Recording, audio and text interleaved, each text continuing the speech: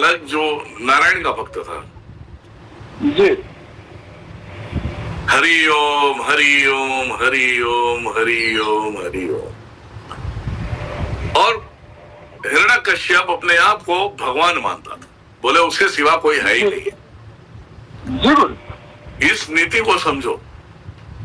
जी मैं उसके भक्ति भाव से तुम्हें समझाना चाहता हूं, तुम सभी को समझाना चाहता हूं।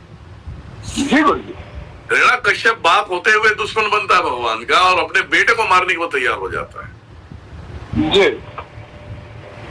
जब भगवान के दिल में जगह बना लिया उसने, तो उसे हर एक मार्ग पे बचाने खुद चले आते हैं। बिल्कुल ठीक बात है। उसे चांस दिया भी जी कि अब हिरण्यकश्यप सुधर जाएगा, नहीं सुधरने के लिए तैयार। जी लास्ट में नरसिंह अवतार लेके सीधा उसके दरवाजे के बीच में अपने जांग पे लेटा के फाड़ देते और पेट और खून पी जाते। क्यों? क्योंकि भक्त से बड़ा इस संसार में ना पॉलिटिक्स है, ना सीएम है, ना पीएम है, ना तो कोई भी है।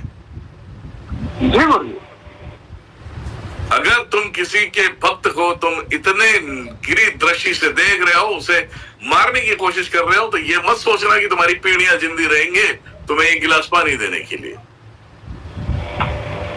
जी इसीलिए कहा गया है जिसका इष्ट प्रबल हो उससे कभी पंगा नहीं लेना। जी गुरु जी और ये पंगा बहुत महंगा पड़ जाएगा, जी गुरु जी समझ गए।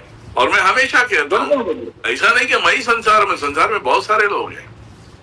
जी अगर जिसका इष्ट जिसकी बातें सुनता हो, जी जिसके बोलने पे कि इनको एक चमत्कार दे देना माता या महादेव या काल भैरव जी गुरु या महाकाल, जी वो चमत्कार मिल रहा हो, तो मतलब उसका इष्ट भैया उसके ऊपर ध्यान दिया है।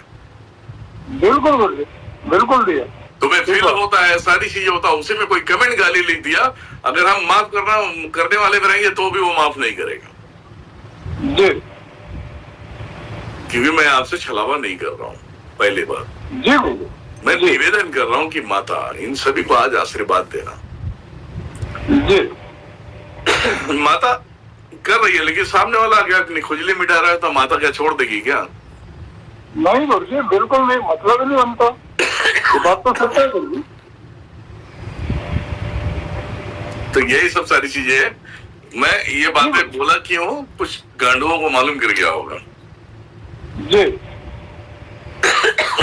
और बताइए। बहुत बढ़िया गुरु जी। और